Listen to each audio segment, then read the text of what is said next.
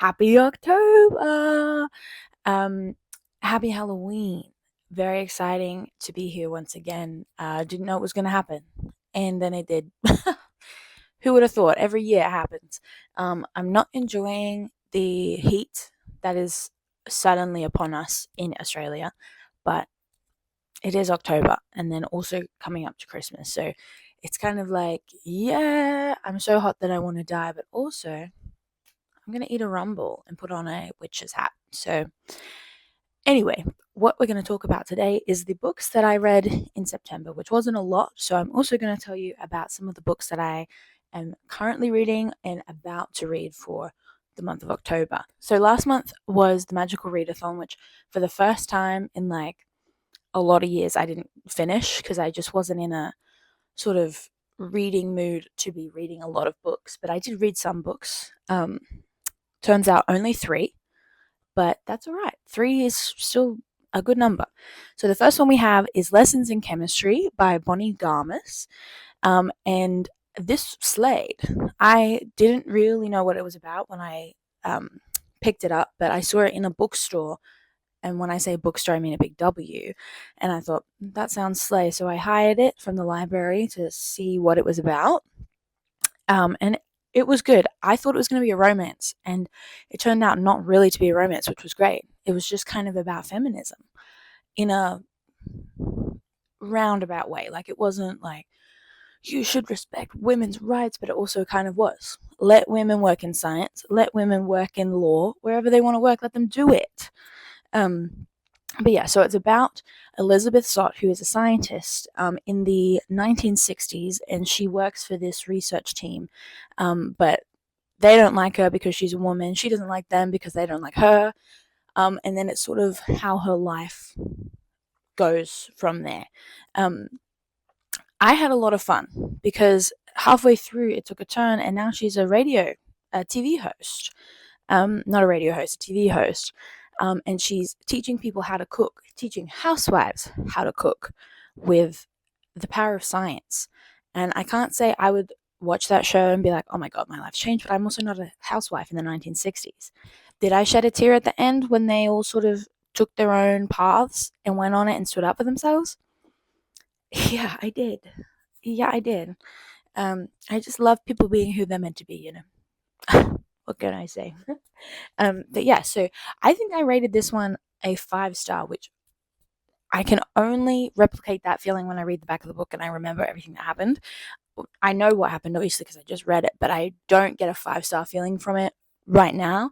But if I picked up the back and read it properly, like I did the other day, it would all come back to me. It's all coming back to me now, as Celine would say. But yeah, so if you need a little filler book between maybe some high fantasies, maybe some dark thrillers, this is just a fun little time with a little bit of frustration in it at times, but still good. The writing style was very. Elizabeth Zott is a very like straightforward woman, and I felt like the writing was really reminiscent of that. Like, it was very straightforward writing. There wasn't much like prosy, sort of long-winded explanations or anything. It was just like, yeah, this is what's happening, and that's all there is to it. Which I've only realized sort of after I finished the book, but I think it was great. I think it's really cool when an author can get the voice of a character in just the like paragraphs, because it's not written from Elizabeth Zott's perspective, it's written in third person. So that could just be Bonnie Garmus's writing style, but I thought it really suited the character. The next book we have is This Is How You Lose the Time War by Max Gladstone and Amal El Mohtar. This book was pretty fun. I tried to read it at some point last year, and that's a little bit of a theme for some of these books. I tried to read it last year, and I really struggled to get into it. I was reading it as an ebook. So when I got this and it was this short, I was like, wow, what was the excuse to not finish it the first time? But this is about two people who have never met each other except through letters. And they're both on opposite sides of this, believe it or not, time war. And they're enemies. But then one leaves a letter for the other one to find, and then it's sort of a romance no, it is a romance, but it's a like sci-fi time traveling romance, and there's not a lot more that you can know about it because it is so short. But the main story is about the romance, but they do such a good job of setting up the world that they're in, because obviously these two characters know about the world, but we don't know about the world. So they are going to speak about it like they both know what they're talking about. And I think this is, I'm about to talk about a book that I don't really like. I didn't enjoy it, but I really enjoyed how they gave you sort of nothing about the world, but enough to get this picture. Like, I don't know whether it was one Earth that they're traveling through or different Earths. Probably the same Earth, I would assume, actually, because it's a time war, not a time and space war. Who knows? But yeah, they did a really good job of like setting the scene, but not so much that it felt clunky and like, why am I learning about this? But yeah, so many people have spoken about how good this book is. I wasn't a like, oh my god, this book was my favorite thing I've ever read, but it was still fun. I had a good time. Again, it was short, so it's really easy to read. I also like a different sort of a format. So this one is just told entirely through letters. Yeah, I think so. I feel like there was one chapter that wasn't, but maybe I was just making that up. But so I don't need to tell you to read this book because everyone else has done that. But I thought it was fine. I thought it was a good time. Another sort of I wouldn't say filler book because it was still a little bit like you have to buy into it, but I had a good time. What else can I say? The final book that I read last month was The Space Between Worlds by Micaiah Johnson. I didn't like this book. While I was reading it, I thought that maybe I liked it. I didn't. It's about this girl who doesn't really have anything in life, so she joins this company that can travel through different worlds. She's called a traverser, so she can travel to Earths that are similar to our Earth, the original, but she can only go to a different world if she's already died in that time or space or whatever. The premise of this book slayed. I was so excited to read it. I thought, yeah, that sounds great. That sounds great. It wasn't good though. The plot was sort of kind of felt like she was making it up as she went, which is fine, but not when you get to the final copy. The whole time it sort of felt a little bit like it hadn't been revised, like it needed another draft to be made up before this came out. So I had a few issues with this book, but the first one was that the characters had no personality really. There was an attempt at a personality, but it didn't really come through. All of them had a very similar vibe, and it was very inconsistent. There was a bit of a character arc in the middle. It wasn't more of an arc, it was more of like a box. Because at the beginning she's like, I don't trust anyone. I don't trust anyone. I'm a badass and I don't like anyone. But then in the second half of the book, she's like, wait a minute. What if I'm really compassionate and, I really care about my fellow man? Blah, blah, blah. And it sort of, there was the events to set it up to make that happen, but it didn't feel like that. It felt like oh, she's different now, and not a sort of gradual climb to becoming a new person. And there was a lot about how, oh my god, I don't trust anyone. But then she's got a few friends who very clearly like her, that she trusts. And there was this a romance. And I didn't know there was a romance except for the fact that it said it on the back of the book. They said, and I quote, okay, it doesn't say it on the back of the book. Okay, I don't quote from the back of the book, but I feel like it was in the Goodreads blurb. That there's this romance with her handler called Dell. There wasn't. The only time it seemed like there was any sort of flirting or chemistry or romance happening was when the main character was telling us that was chemistry or romance or flirting happening. And it was just kind of like, really? Do we need this? We didn't need it. It was a side plot to a story that didn't need a side plot. I think that it just felt unfinished. It felt like no one sort of went, hey, There's no chemistry with these characters. And then halfway through, it sort of wraps up a story in a different world. And it's kind of like, how could anything else happen? Because the thing that you've set up is finished now, but you still got half a book to go. And the answer is not very well. I actually don't remember what question I asked, so that probably doesn't make sense. But the the answer was it didn't flow very well after the middle climax, because it had to be sort of set up really quick for this, what is supposed to be the like crux of the book. It There was just nothing. It was kind of like, oh, and then we sneak into this guy's house and we blow it up and it's fun. We happily ever after. And it was so difficult to like follow the world building, which was another issue I had. That, like I was saying with How to Lose the Time War, that gave you enough so that you could imagine the world from the description they gave you, and then the rest is up to you to what it seems like, what it looks like, what it feels like, blah blah blah. But this one gave you too much information in the wrong places.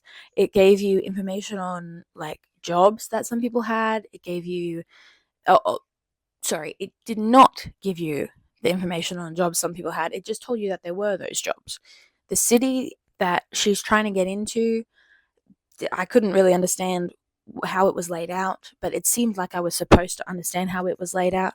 There was a scene where she was in a building and then she was no longer in the building and she was out in the desert. How did she get there? I don't know. In my head, she just got ejected from the building because I didn't really explain how in the time frame she would have gotten down there. How close was it to the wall? I don't know. If you don't understand any of that, that's how I felt reading the book. Them's the breaks. It also felt like it wanted to be a really dark, gritty book, and it just wasn't. It had a very YA tone, and there were parts where she was like describing trauma that she had gone through. It felt exactly the same as when she was describing like what outfit she was choosing. There was no sort of disconnect to this awful thing that happened to her, which if it had been a writing style choice, like she's separated herself from it so she can talk about it like it's happened to someone else, that sort of vibe, but it wasn't. It was just, yeah, I felt like I understand why that part got put in there to set this scene, but I felt like it was kind of unnecessary to the kind of book that she was trying to tell, because it was supposed to be about traveling to different worlds where you've died. And I feel like there's so much that you could have done with that, but the way that she's done it was not great. So I had a few issues with it. I think it's probably one of the lowest rated books that I've read this year, and for me to rate a book below 3 stars is very hard to do, because I look for the whimsy in everything, the fun and the whimsy, and this one didn't have it. And for a book about traveling to different worlds, I feel like it's hard to lose the whimsy. But yeah, so those are the 3 books that I read in September, but now we'll have a little chat about some of the books that I'm currently reading and some that I will read in October. So first of all, this is the other book that I started last year, My Girl Frankenstein, by Mary Shelley. So this one I'm currently reading. I'm almost finished with it. I'm actually not. I'm like 2/3 of the way, but not that far now that I've sort of got into it. It was difficult to get into because of the language. What can you do? It's a classic book, but it is Frankenstein. And I'll tell you what, it is not like the Frankenstein of pop culture. Some twists and turns happen in this, and I will not tell you in case you want to read it and find out what actually happened in Frankenstein. But I said, what? No, not you, Peppy. My dog said, oh, what happened? But yeah, like twists and turns, and it is quite sad in places, which you kind of expect. Frankenstein abandons his monster. That's poetry as it is. I don't need to explain it to you how sad that is.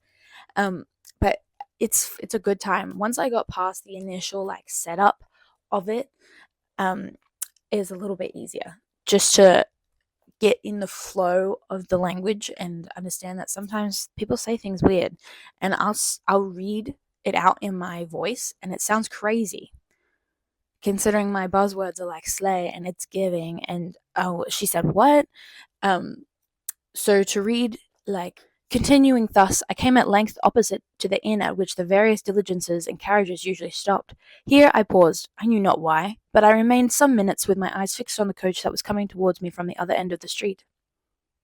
As it drew nearer, I observed that it was the Swiss diligence. It stopped just where I was standing, on the door being opened, I perceived Henry Clerval, who, on seeing me, instantly sprung out. "My dear Frankenstein," exclaimed he, "how glad I am to see you! How fortunate that you should be here at the very moment of my alighting." And it is hard to read out loud because you sort of fill in the blanks of like, that didn't make any sense, so I'll reword it in my head. But when you read it out loud, you can't do that. But yeah, so it was a little bit of a hunt to get over at the beginning to get into the story because was written in the 1800s. So of course it's going to have that old timey language. It's crazy to imagine people going around speaking like that. Good for them. Bring it back, I guess. Bring it back. But yeah, so this is fun. I'm glad I'm reading it. Finally, Frankenstein. It does not feel so much Halloween as people make it out. And listen, the whole time I've been reading this, I've been thinking about how they depict Frankenstein in Hotel Transylvania, the kids movie. And I'm like, that guy is not my guy. I mean, I still love him in Hotel Transylvania, but that is not the same Frankenstein. That is a distant relative of Frankenstein. This monster. I know it's Frankenstein's monster. Get off my back. The other book that we've got going on at the moment is Bunny by Mona Awad. Again, I probably don't need to tell you about this. It's everywhere. There's a new book. The follow-up has just come out. I was just in the bookstore yesterday and I saw it and I was like, oh, hey girl, I know you. So far, I'm not that far in, but I'm having a good time. I can see why people like it. If the writing feels very accessible so far and she set the story up really well. And like I want to know what these bunnies have got going on. So it's about this university where there are 4 girls who are so intertwined at the hip. They like dress the same, they talk the same, but they've got their own little twist on their vibes. But they call each other Bunny, and they're obsessed with each other. Samantha, the main character, finds herself alone with them a lot at this university. They're all in the same writing group, and then she gets an invitation to hang out with them, and she's like, "What?" And that's as far in as I am. But so far, I'm like, oh, I want to read it so bad, but I feel like I want to finish Frankenstein first so that I can like separate myself and not abandon it again. But I took this one to read at a coffee shop the other day because I was like, no way am I going to be able to read Frankenstein with all that going on around me. Words and people speaking and music playing and cars driving past. I was like, no, I have to read a book that's sort of more my speed language-wise. But yeah, so I started that one, which is really actually great incentive to finish Frankenstein so that I can focus my attentions on this one. And the last book that I have with me that I'm planning to read this month is Ascension by S.T. Gibson, which is the follow-up to Evocation that I read last year for the Magical Readathon, and that was so good. I had a really fun time reading that. That was another 5-star book. And look at this beautiful cover. I love what they do with hardcover books. They just make it so gorgeous. Look at that. And it even comes with one of these little string things, bookmarks. But yeah, so this one, I try not to read blurbs for books, especially when it's a second book. But this one, the back is love and power make uneasy bedfellows. And that's all I need to know because I love the first one so much. I would really recommend the first book. I don't know about this one because I haven't read it yet, but I'm very excited to read that. And then after this, I'm thinking I'm going to try and get into more of your contemporary thrillers and such to sort of really set the vibe for Halloween. So, because we're at the beginning of the month, I'm not super worried about the vibe. And obviously, this will continue through the rest of the year. I watched this video the other day of a mandatory fall reading list, and I'm like, yeah, that's exactly it, even though it's going into summer. But I'm going to treat it like I treat Southern Gothic themes, and then I'm going to make it Australian Gothic, and I'm just going to pretend like all these stories are set in hot conditions, or I'm going to pretend that I'm actually cold. I'm going to gaslight myself into thinking I'm freezing cold. So this is my little reading haul that I've done. Thank you for watching. Are you reading anything exciting for Halloween? Do you have a book that you've been waiting for this time of year to read? The Secret History is also on my list, but that's been on my list, but I think I've hyped it up too much that I need to chill. I need to remember that it's just a book and it doesn't matter if it's bad, if I hate it and no one else did. But yeah, thanks for watching. I'll see you next time.